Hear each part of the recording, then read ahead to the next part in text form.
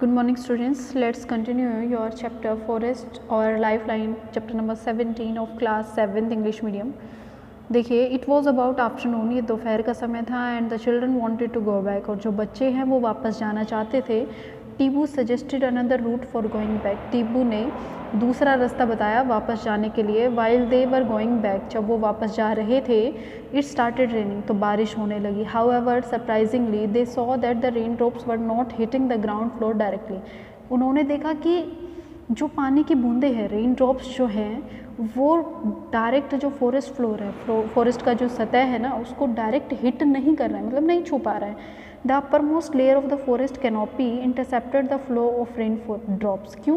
क्योंकि जंगल इतना घना था कि जो कैनोपी बनी हुई है, ये क्या होती है? ये कैनोपी है, ठीक है. कैनोपी जो थी वो उन रेन ड्रॉप्स को रोक रही थी, ठीक है.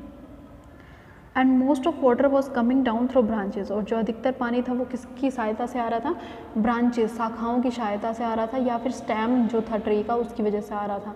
लीव्स जो थे वो ड्रिप कर रहे थे स्लोली ओवर ब्रांचेस, शाखाओं पर, and the shrubs and herbs, जो छोटी झाड़ियाँ थी उन पर.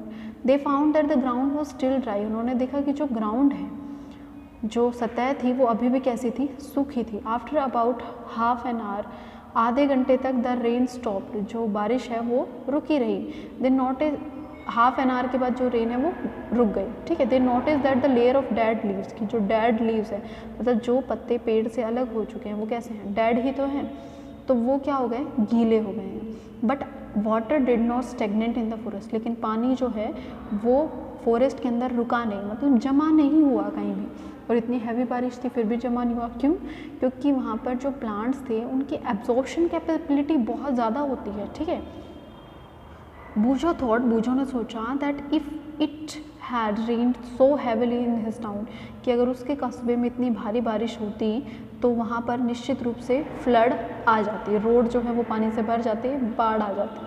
What would happen if the rain heavily in your town, क्या होगा अगर आपके कस्बे में इतनी ही तेज़ बारिश आए तो?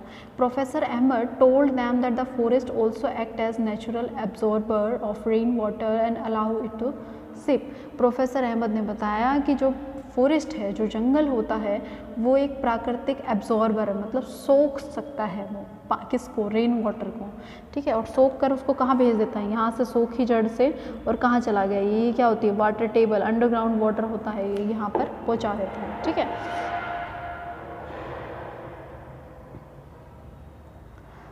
It helps maintain the water table through out the year, और इस तरीके से वाटर टेबल जो है वो बनी रहती है.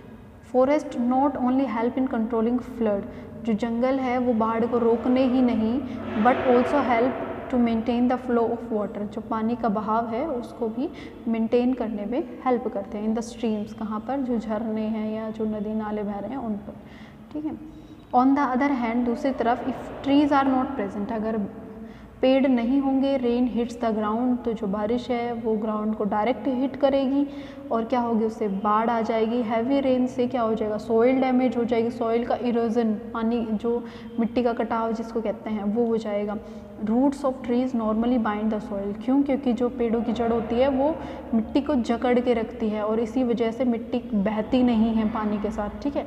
और इसी वजह से उसका इरोजन जो है वो नहीं होता. The children spent an hour, जो बच्चे हैं उन्होंने एक घंटा बिताया एट टीबूज विलेज, टीबू के गांव में, ऑन देयर वे बैक, जब वो वापस लौट रहे थे. The weather of the village was quite pleasant, जो गांव का जो इन्वायरमेंट था वो बहुत ही ज़्यादा कैसा था? प्लेजेंट था, सुख देने वाला था. Villagers told them that due to surrounding forest, की जो जंगल के पास होने की वजह से दे रिसीव गुड रेनफॉल, उनके यहाँ काफ़ी अच्छी बारिश होती है. The air also remained cooled, और जो हवा है वो भी ठंडी रहती है. Noise pollution two is less, जो शोरगुल जो है, ठीक है, वो भी कम होता है. Because the forest absorb the noise of the near by highway, की जो हाईवे का जो शोर है वो भी फॉरेस्ट क्या कर लेता है? एब्जॉर्ब कर लेता है. The children learned about the history of village, जो बच्चे हैं उन्होंने जो गांव था उसका इतिहास जाना. इट सरप्राइज दैम, इसने उन्हें आश्चर्यचकित किया. That the village Jars and the agricultural fields of that area were created after clearing the forest about 60 years ago. 60 साल पहले वो गांव बसाया गया, वहाँ पर खेत बनाए गए। कैसे बनाए गए?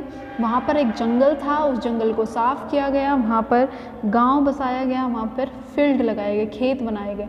टीबूज ग्रैंडफादर, टीबू के जो दादाजी थे, टोल्ड दैम, उन्होंने बताया, व्हेन ही वॉज यंग, कि जब वो जवान थे, मतलब बच्चे थे, the village was not as large as it was now, कि ये जो गांव है वो इतना बड़ा नहीं था जितना कि अब है।